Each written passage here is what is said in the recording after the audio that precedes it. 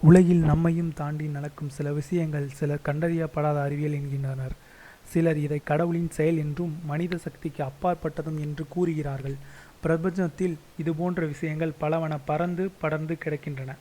ஆனால் நமது உலகில் இருக்கும் விஷயங்களுக்கே ஏன், எதனால், எப்படி இந்த செயல் நடக்கின்றன என்பதற்கு பதில் இல்லை. உலகை வியக்க வைத்த அறிவியல் அறிஞரிடமே இதற்கான பதில் இன்றளவும் பதிலில் என்பதுதான் வியப்பின் உச்சம். பறவைகள். ஒவ்வொரு காலநிலை பருவ மாற்றத்தின் போதும் பறவைகள் ஏன் இடம்பெயர்ந்து செல்கின்றன என்பதற்கு தெளிவான பதில் இன்றளவும் கிடைக்கவில்லை. ஆக்சிஜன். ஏறத்தாழ எல்லா உயிரினங்களுக்கும் உயிர் வாழ ஆக்சிஜன் தேவைப்படுகிறது. ஆனால் ஆராய்ச்சியாளர்கள் கண்டறிந்த சில பாக்டீரியங்கள் மற்றும் ஆர்கானிசம் உயிர் வாழ ஆக்சிஜன் தேவையின்றி இருக்கிறது. உள்ளுணர்வு. உள்ளுணர்வு அல்லது ஆறாவது அதிர்வு இன்றளவும் ஒரு மர்மமானதாக தான் இருக்கிறது என உளவியலாளர்கள் கூறுகின்றனர். உள்ளுணர்வுகளின் செயல்பாடு குறித்த தெளிவான எந்த ஆய்வுகளிலும் கண்டறியப்படவில்லை. பேய் இருக்கிறதா, இருப்பதற்கு ஏதேனும் அறிகுறி இருக்கிறதா என்று இன்றளவும் 100% ஊர்ஜித செய்யப்படாததாகும். இல்லை என்று கூறுபவர்களுக்கு இணையாக இருக்கிறது என்று கூறுபவர்களும் இருக்கின்றார்கள்.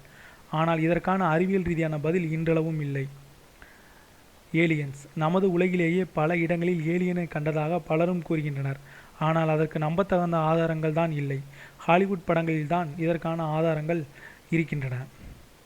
காந்தங்கள். காந்தங்களில் ஏன் 2 போல்கள் இருக்கின்றன என்பது இன்றளவும் ஆராய்ச்சியாளர்கள் குழம்பும் ஒரு விஷயமாகும். மிக நுண்ணிய அளவிலான காந்தமாக இருப்பினும் கூட அதற்கு நார்த் சவுத் இருப்பது குறிப்பிடத்தக்கது. கொட்டாவி. கொட்டாவி சோர்வு என்பது அலுப்புக்காக வெளிப்படுத்தும் அறிகுறி என கூறுகிறோம். ஆனால் எதனால் கொட்டாவி வருகிறது என இதுநாள் வரை கண்டறியப்படவில்லை. பெர்முடா முக்கோணம். பெர்முடா முக்கோணத்தில் கடல் மற்றும் வான்வெளியில் எப்படி சென்றால் இந்த இடத்தை கடக்கும் கப்பல் வானங்கள் மாயமாகி விடுகிறது என்று இன்றளவும் கண்டறியப்படாத ஒரு மர்மமாகவே இருந்து வருகிறது.